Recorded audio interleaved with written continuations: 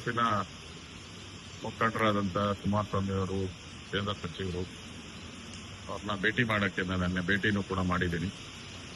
ಕರ್ನಾಟಕದಲ್ಲಿ ವಿಧಾನಸಭೆ ಒಳಗಡೆ ನಾವು ಒಟ್ಟಾಗಿ ಹೋರಾಟ ಮಾಡ್ತಾ ಇದ್ದೀವಿ. ಕಳೆದ 3-4 ವರ್ಷದಿಂದಲೂ ಕೂಡ JDS ಅವರು ನಮಗೆ ಬೆಂಬಲವಾಗಿ ವಿಧಾನಸಭೆಯ ನಮ್ಮೆಲ್ಲ ಪ್ರತಿಭಟನೆಗಳಿಗೆ ಸಾಥನ್ನ ಕೊಡ್ತಾ ಇದ್ದಾರೆ.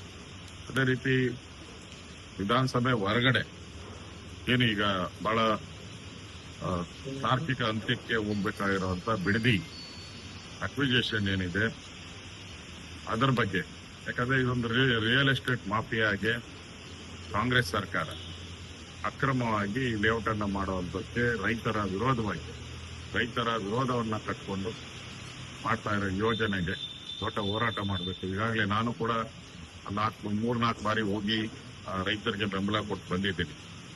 ಈಗ JDS ಅವರು ಪಾದಯಾತ್ರೆಯನ್ನ ಅನೌನ್ಸ್ ಮಾಡಿದ್ದಾರೆ. ನಿಖಿಲ್ ಕುಮಾರಸ್ವಾಮಿ ಅವರು, ಅದೇ ರೀತಿ ವಿಜಯೇಂದ್ರ ಅವರು ಕೂಡ ಪಾದಯಾತ್ರೆಯನ್ನ ಅನೌನ್ಸ್ ಮಾಡಿದ್ದಾರೆ. ಆ ದೃಷ್ಟಿಯಿಂದ ನಾನು ಕುಮಾರಸ್ವಾಮಿ ಅವರನ್ನ ಭೇಟಿ ಮಾಡಿ ಒಟ್ಟಾಗಿ ಹೋರಾಟ ಮಾಡುವಂತ ವಿಚಾರವಾಗಿ ಕುಮಾರಣ್ಣ ಅವ್ರ ಜೊತೆ ಮಾತಾಡಿದ್ದೇನೆ. ಅವರು ಕೂಡ ಸಕಾರಾತ್ಮಕವಾಗಿ ಮಾತಾಡಿದ್ದಾರೆ. ಇನ್ನು ಮುಂದೆ ನಡೆಯುವಂತ ಎಲ್ಲ ಹೋರಾಟಗಳನ್ನು ಒಟ್ಟೊಟ್ಟಿಗೆ ನಾವು ಮಾಡೋಣ ಅನ್ನೋ ಮಾತನ್ನು ಹೇಳಿದ್ದಾರೆ.